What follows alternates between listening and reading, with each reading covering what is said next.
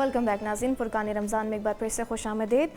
علامہ صاحب آپ کی جانب آنا چاہوں گی، کنٹینیو کیجیے گا۔ تو ہم یہاں پہ پہنچے تھے کہ لشکر اسلام یوم یعنی کہ معاف کرنے والا دن سرکار ختمی مرتبہ نے اس کو قرار دیا۔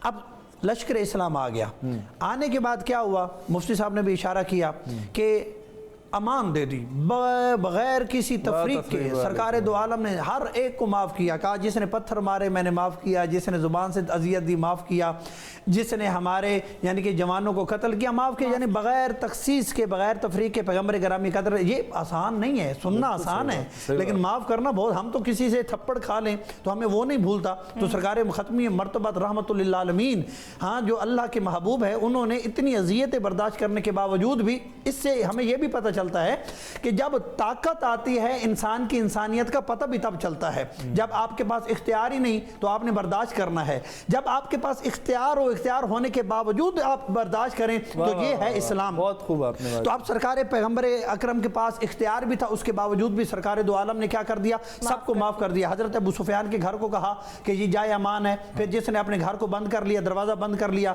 وہ جائے امان ہے، اور جو بیت اللہ میں آ گیا یہ جائے امان ہے۔ اب جب ہر ایک کو امان مل گئی، اب وہ منظر آیا کہ سرکار ختمی مرتبت کے ہاتھ میں عصا ہے اور بت جو پڑے ہیں کعبہ کے ارد گرد، سرکار ختمی مرتبت ان بتوں کو توڑ رہے ہیں۔ جب نیچے والے سارے بت ٹوٹ گئے تو چاند بت اوپر یعنی کہ ٹانگے ہوئے بھی تھے، تو اس وقت کہا کہ اسے کون توڑے گا؟ علی ابن ابی طالب آگے بڑھے، علی کو اپنی دوش پہ سوار کیا۔ سوار کرنے کے بعد علی ابن ابی طالب نے وہ بڑے بڑے جو بت تھے انہیں توڑنا شروع کیا۔ یہاں پہ سرکار دو عالم نے علی سے ایک سوال کیا، پوچھا کہ اے علی میری دوش پہ سوار ہے تو کیا محسوس کر رہا ہے؟ کہاں تک دیکھ سکتا ہے؟ تو ہم جیسا کوئی ہوتا تو کہتا بس کعبے کی چھت تک ہی نظر آ رہا ہے۔ وہ علی ابن ابی طالب تھے، کہا یا رسول اللہ اگر میں چاہوں تو ملائکہ کی تسبیح کی آواز سن سکتا ہوں، یعنی کہ کیونکہ دوش پیغمبر پہ نا کائنات کی سب سے بلند ترین منزل کے اوپر علی ابن ابی طالب سوار ہیں۔ پھر یہاں پہ رسول دو عالم نے شاہ اپنا ولی اللہ محدث دہلوی نے ایک شعر لکھا ہے، اس کا ترجمہ یہ بنتا ہے کہ اس وقت جب کہا نا کہ میں ملائکہ کی جو ہے وہ تسبیح کی آواز کو سن سکتا ہوں، تو اس وقت سرکار دو عالم نے فرمایا اے علی تجھے بھی مبارک ہو، اے علی مجھے بھی مبارک ہو۔ تجھے اس لیے مبارک ہو کہ تو حق کے کام میں مصروف ہے، مجھے اس لیے مبارک ہو کہ میں نے حق کو کندھوں پہ اٹھایا ہوا ہے۔ تو لہذا یہ جو ہے اپنا اذا جاء نصر اللہ والفتح ورأیت الناس يدخلون فی دین اللہ افواجا فسبح بحمد ربک واستغفرہ انہ کان توابا۔ اس کا مطلب یہ ہوا کہ اسے فتح مکہ کے بعد لوگ جوک در جوک اسلام کے اندر داخل ہونا شروع ہو گئے۔ کس وجہ سے؟ رسول خدا کی صفت رحم کی وجہ سے، کہ یہ امن کا، رحم کا اور محبت کا دین ہے، یہ نفرت کا دین نہیں۔ اسامہ بھائی، فتح مکہ سے ہمیں کیا سبق ملتا ہے آج کے دور میں؟ دیکھیں فتح مکہ رسول اللہ صلی اللہ علیہ وسلم کی، جیسے ہم پیچھے ہی بات کر رہے تھے، میں ایک شخصیت کا اس میں ذکر کرنا، وحشی رضی اللہ عنہ کا، جو بعد میں جنہوں نے حضرت حمزہ رضی اللہ عنہ کو جیسے کہتے قتل کو پورا فیسیلیٹیٹ کیا، آپ صلی اللہ علیہ وسلم کے سامنے آئے، اسلام قبول کیا، بلال کیونکہ سفارش کے طور پہ لے کے گئے ان کو، تو انہوں نے کہا گر ہو سکے تو مجھے اپنا چہرہ نہ دکھانا، گر تم سے ہو سکے تو، مطلب اختیار بھی اس کو دیا۔ اور پھر اللہ نے ان سے کیا کام لیا کہ مسیلمہ کذاب جیسا جو ہے وہ انہی کے ہاتھ سے جہنم واصل ہوا، ٹھیک ہے، یعنی ایک غلام بھی جو اس دن ہے وہ بھی پھر کس کام آیا، ٹھیک ہے۔ اچھا بات ایسی ہے کہ ہمارے لیے سبق یہ ہے کہ کوئی بھی زندگی میں چیز ہوتی ہے، رسول اللہ صلی اللہ علیہ وسلم جیسے ہم نے پہلی بات کی الاستقامہ فوق الف کرامہ، کہ جو استقامت ہوتی ہے وہ ہزاروں کرامتوں سے بہتر ہوتی ہے۔ یہ رسول اللہ صلی اللہ علیہ وسلم کی استقامت تھی، اور پھر صحابہ کا صبر تھا، اور اللہ کی ذات پہ وہ شکر تھا کہ وقت کے ساتھ ان کو وہ سب مل گیا جو ان کو چھوڑنا پڑا۔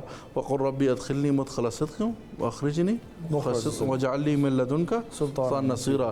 پھر وہی خالد بن الولید جو خود احد میں لڑا تو وہ خود چیخ کے کہہ رہا ہے جاء الحق وزہق الباطل ان الباطل کان زہوقا۔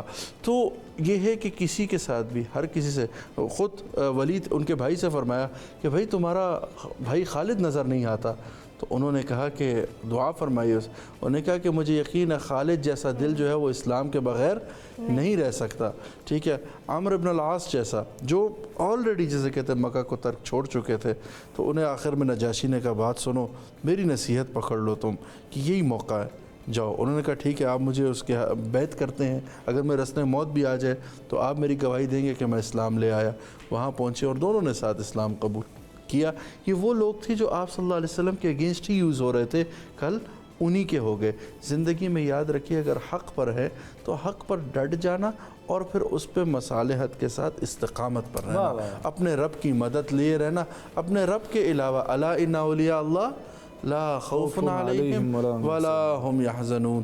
कैसे कैसे मंज़र रसूलुल्लाह सल्लल्लाहु अलैहि वसल्लम ने देखे और रसूलुल्लाह सल्लल्लाहु अलैहि वसल्लम ने अपनी ज़िंदगी में जो कैफियत बर्दाश्त की, ठीक है, वही सब आप सल्लल्लाहु अलैहि वसल्लम के आजकल मगो। उनकी औलादें भी ताइफ पे पत्थर बरसाए गए, आपसे उसने कहा ये नहीं तो इनकी औलाद, फिर अल्लाह ने कैसे कैसे उलमा वहाँ से निकाले।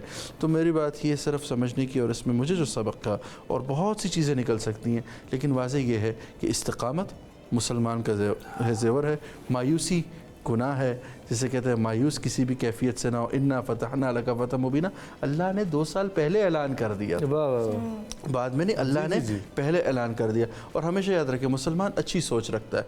यहाँ तक कि बदर में भी रसूलुल्लाह सल्लल्लाहु अलैहि वसल्लम जब खड़े थे ना, तो बदर के मौके में भी आप सल्लल्लाहु अलैहि वसल्लम ने जब 13 का लश्कर देखा तो आप सल्लल्लाहु अलैहि वसल्लम ने एक शगुन निकाला, कहा कि तालूत के साथ भी 313 थे, आज हम भी 313, इंशाल्लाह फ़तह हमारी होगी। यानी बात अच्छी करना, जैसे कहते हैं हम उम्मीद तौर पे किसी के पास जाते हैं ना, तो उसकी कैफियत ख़राब होती है तो हम एक आध बात ऐसी कर जाते हैं कि वो और परेशान हो जाता है।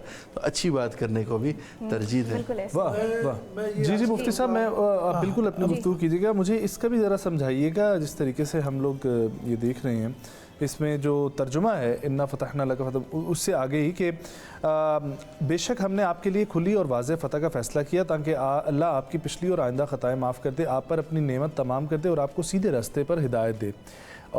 यानी ये कि अगर आपको कामयाबी मिलती है और आप कामयाब हो जाते हैं, फिर उसके बाद भी आपको हिदायत की जो है वो ज़रूरत रहती है। आप ये ना समझें कि आप जो है वो हिदायत पर थे इसलिए अल्लाह ने आपको जो है वो दे दी। औकात को ना भूलें, गुरूर में ना आए। हाँ। यानी मैं एक शेख उसामा साहिब की बात को लेता हूँ कि मेरे मोहतरम आप सल्लल्लाहु अलैहि वसल्लम ने ना हमेशा हालत जंग में हमें बहुत सारा अपना एक दर्स दिया है।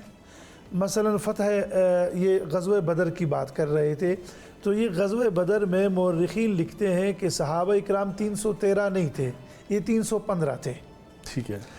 असल में ऐसे हुआ कि बदर की तरफ जब ये हज़रात आ रहे थे, मक्के के लोग हो, तो हज़रत हुज़ैफ़ा और इनके वालिद माजिद हज़रत यमान ये भी आ रहे थे। ठीक है। तो रास्ते में ये दोनों जो है कुफ़ार का जो काफ़िला था उस घेरे में आ गए।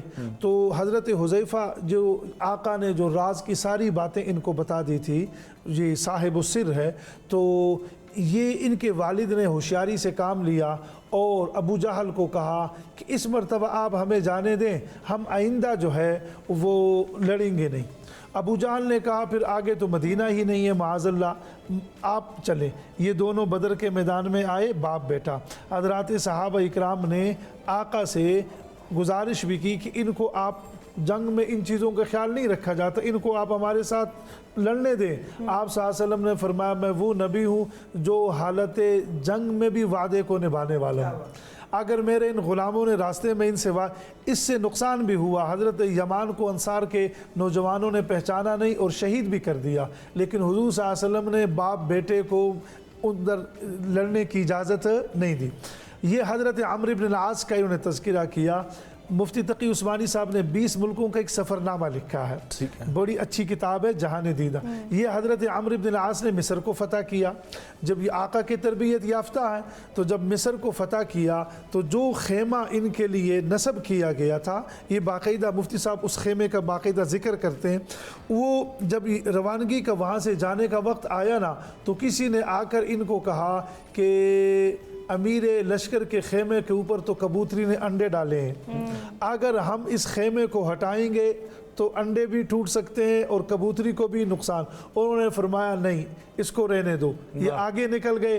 वो वहाँ के और लोग आए, उन्होंने कहा कि यहाँ के लोग शिकार खेलने, पानी ढूंढने के लिए गए होंगे, और खेमे साथ नस्ब कर दिए। आज जो मिस्र का दारुल खिलाफा है, ये वही हज़रत अम्र इब्न आस का खेमा है। ठीक हो गया, ठीक हो गया।